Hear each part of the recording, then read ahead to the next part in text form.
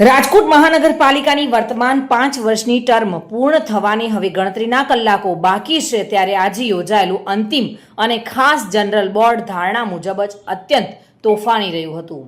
11 માર્ચના રોજ વર્તમાન પદાધિકારીઓની મુદ્દત પૂરી થઈ રહી હોવાથી ઉતાવળે બોલાવવામાં આવેલા ખાસ બોર્ડમાં વિરોધ પક્ષે ભ્રષ્ટાચાર, પક્ષપાત અને નિયમ વિરુદ્ધ કામગીરીના ગંભીર આક્ષેપો સાથે જોરદાર વિરોધ નોંધાવ્યો હતો।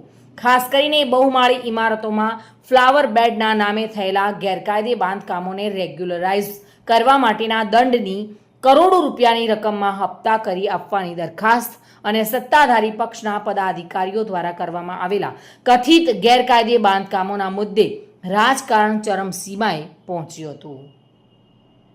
વિરોધ પક્ષના નેતા વશરામ સાગઠિયાએ મેયર બાદ સ્ટેન્ડિંગ ચેરમેનનું ગેરકાયદે બાંધકામ લખેલા બેનરો દર્શાવી આક્રમક દેખાવો પણ કર્યા હતા।